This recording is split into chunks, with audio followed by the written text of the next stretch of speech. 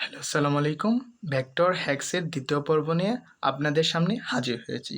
তো প্রথম পর্বে আমরা দেখিয়েছি যে একটা ভেক্টরের যোগ কীভাবে করতে হয়, একটা ভেক্টরের মান কীভাবে করতে হয়।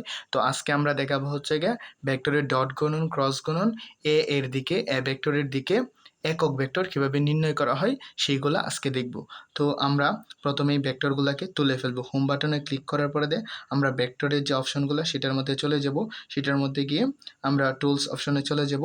ভেক্টরটাকে আমরা যেই ভেক্টরটা আছে সেই ভেক্টরটা আমরা দিয়ে দিব। তো এই জায়গায় আমার আগেই দেওয়া ছিল, তো এই জায়গায় দেওয়া ছিল, তো ওকে আমরা ক্লিক করব।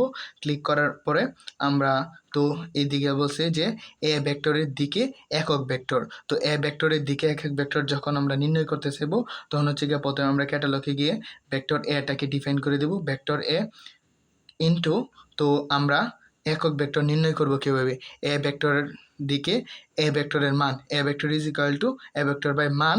তো এ ভেক্টরের মানটা আমরা দিয়ে দিব। তাহলে ক্যাটালগে আমরা চলে যাব। ক্যাটালগে গিয়ে আমরা নিউমেরিক ক্যালকুলেশনের ভ্যালুটা দিয়ে অ্যাবসলিউট ভ্যালু ক্লিক করব। ক্লিক করার পরে ক্যাটালগে চলে যাব, ভেক্টরে ক্লিক করব, ভেক্টর এ আমরা মানটা দিয়ে দিব। মানটা দিয়ে ব্র্যাকেটটা ক্লোজ করে দিব।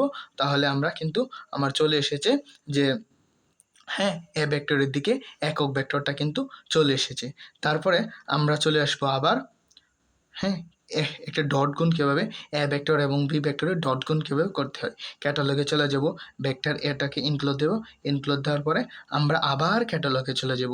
ক্যাটালগে গিয়ে ভেক্টর ক্যালকুলেশনে চলে যাব।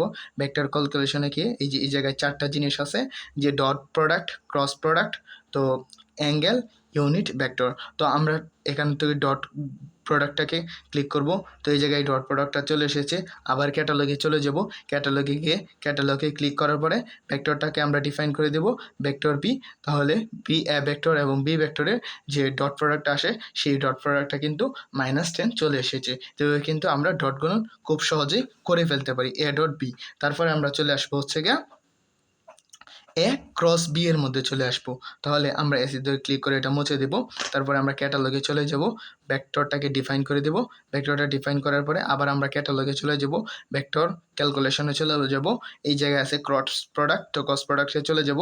এটা কিন্তু এই স্বাভাবিক গুণ দিয়ে হবে না, মনে রাখতে হবে, এটা কিন্তু স্বাভাবিক গুণ দিয়ে হবে না। ক্যাটালগতে গিয়ে আমাদের এই ফাংশনটা বের করে আনতে হবে। আবার ক্যাটালগে চলে যাব, আবার ভেক্টর বিটাকে আমরা ডিফাইন করে দেব। তাহলে এ ক্রস বি কিন্তু যে মানটা আসে সেই মানটা কিন্তু আমরা চলে এসেছে। যেমন কি আসছে, 8i cap -12j cap plus minus হচ্ছে গিয়ে 14k ক্যাপ, এটা কিন্তু চলে এসেছে। তো আজকের ভিডিও এই পর্যন্তই, সবাই ভালো থাকবেন।